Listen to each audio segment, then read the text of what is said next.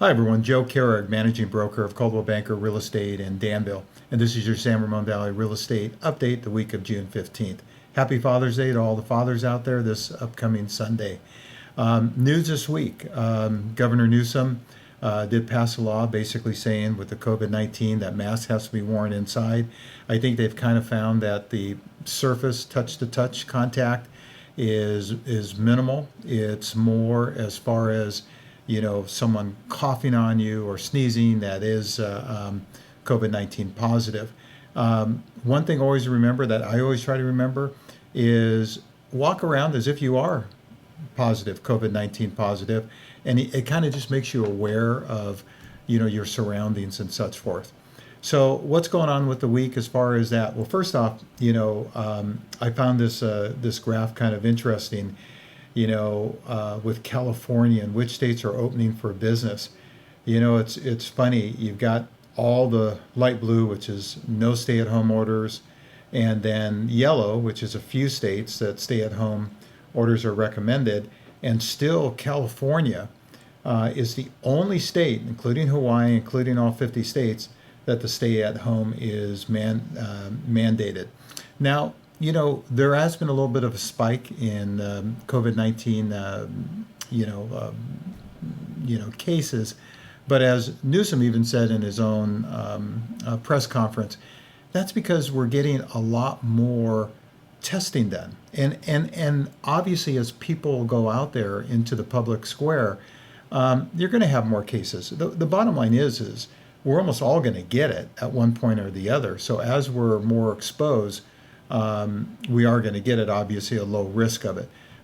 If you are a risk group or you live with a risk group, elderly, someone with underlying health conditions, then you really have to be safe and have those people in mind. But for the most part, if you're healthy, go out there and enjoy life, follow the rules. So how's the real estate market doing? Well, here's one interesting graph.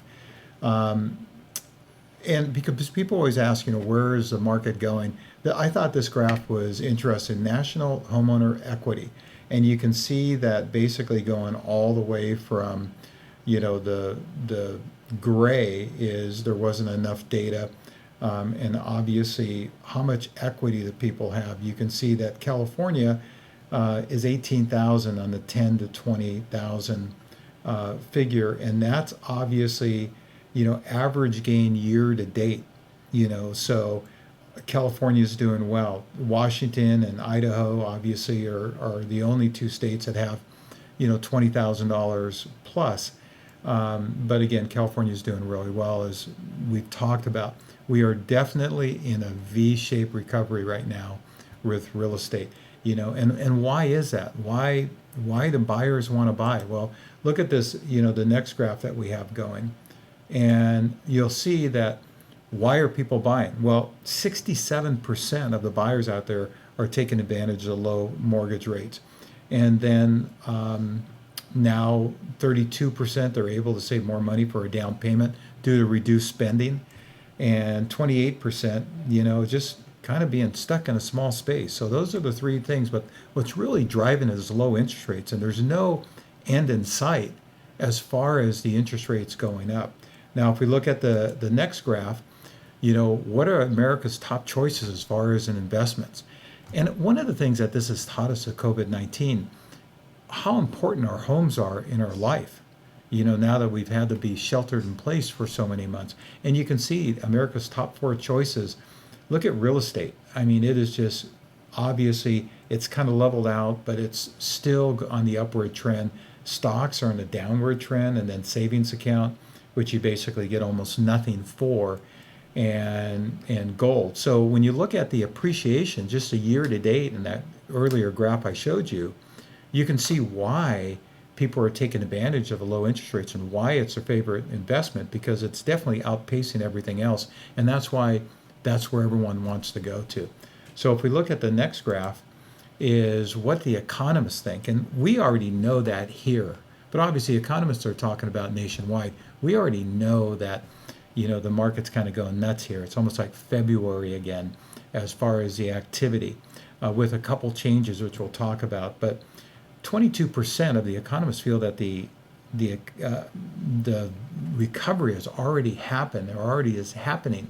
68%, over 68%, feel that it's already underway or will be soon. So basically, you have 91.2% of the economists either think the recovery is already happening or it's going to be happening soon. So obviously, that's why you need to be in this real estate market. Don't wait for it to go down anymore, because it is still going up, and we have basically recovered as far as with the real estate market. Now let's go locally.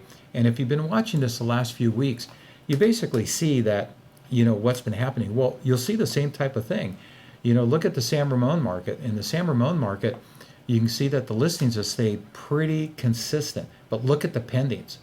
Up, up, up, in the last 3 weeks. Actually, been the last 4 weeks. And obviously, you see the closing properties have kept pace with that, because the more we have pending, the more we're going to have closing, coming up. And then look at Danville. Same type of thing. The listings have gone up a little bit, but so has the pending sales. And that's what makes this market so attractive. It's one of the few markets I've seen for a number of years that it's advantageous for the buyers and the sellers, because what's happening is the pending sales are going nuts, but the active properties are staying consistent. So what you have, they're going down a little bit, they're going up a little bit, but for the most part, they're staying consistent. So if what happened in a seller's market, people are going, God, homes are selling so quick, it's a seller's market. It's really not. It's a pretty even market, because what's happening in a seller's market, as the pending sales go up, the inventory is dropping down and down and down. What we have, because we have this pent-up demand of people who want to put their home on the market last 3 months, the inventory is staying high as the pendings go up. So the inventory isn't really dropping down a whole lot, and it's really making kind of a nirvana for buyers out there, is because they can actually go out there and look at 4 or 5 homes, buy the one they want, maybe with just one other offer. Now the difference, the one thing that's not true with that is the stuff under $1 million. The stuff under $1 million is selling within a day or two, and is getting 3, 4, 5 offers, just because there's so much demand for that entry level price range. So let's look at the next slide. BLACKHAWK. You see BLACKHAWK's inventory, the pending sales have gone up, but the inventory is popping up a little bit too. Again, that's a good sign. People are still out there buying, so it's a great time to be a seller, and the inventory is still out there keeping pace, so it's a good time to also be a buyer. So it's one of those few times where it's an advantageous market, and the interest rates are 3%. So it's good all the way around. And then let's look at ALAMO. You can see the ALAMO now. Look at the inventory has been slicing down, and look at the pending sales. So ALAMO is one of those markets that, if I walked into the ALAMO market for the first time and I looked at this graph, I would sit there and go, it's turning into a seller's market, because unlike the other cities that the inventory is staying pretty steady, a little up, little down, the ALAMO market, the inventory is definitely dropping and the pending sales are going up. But this continues for a couple more weeks, it's basically probably going to be an official seller's market in ALAMO. Now, people ask, what about Dublin? So I'm going to start including Dublin in the weekly updates. And obviously there's not a lot to go from, except look at 97 active properties and 89 pending. That's a real active market, because if you look back on the other graphs, you'll basically find that the actives are like here and the pendings are here. Well, in Dublin, the actives are here and the pendings are like right there. You have 97 actives and 89 pending. So, it's a really active market, lower price range than San Ramon, Danville, Alamo, and BLACKHAWK. And that's why it's active. The average price out there is under $1 million, because there's a lot of condo townhouses out there, where, in Alamo, it's over $2 million. And Danville and San Ramon's $1.2 million or so, like that. So the lower price range, that's what we talk about, the market being active when you look at this, the pendings compared to the active properties. And of course, kind of what everyone wants to know is the percentage. Where are things selling from? Well, you can see it's staying pretty steady. Now, BLACKHAWK dropped down to 94%, and that's just because it had a couple properties that go pending. for, a chunk below asking price. But you'll probably see that pop up. It's been 98%, but look at everything else. San Ramon, Danville, still over 99%. Alamo hanging tight at 98%, and Dublin 100%. So all those all those sold properties that closed last week averaged about 100%, and that's what you'll see in the lower price range because it's so active. You have more buyers, or more buyer pool, and you have more people going after the properties. So hopefully that's helped. Always feel free, because every neighborhood, every market is a micro. We're looking at kind of the from the 10,000 foot view. Obviously, some of the graphs and stuff I show you are from the 100,000 foot view for the country. But the graphs I'm showing you are basically local market. But every neighborhood within those markets, obviously, change also. So if you want to reach out, if you have any questions about your particular home, or please share this video with anybody that you think that might be interested. If you know anybody moving into this area, share the video with them and share it on a weekly basis, and they can see where the market's going. But please reach out with any questions. Again, Joe Kehrig, managing broker of Coldwell Banker in Danville. My cell number is 925-487-6838. 925-487-6838. And you can reach me at joekehrig@comcast.net.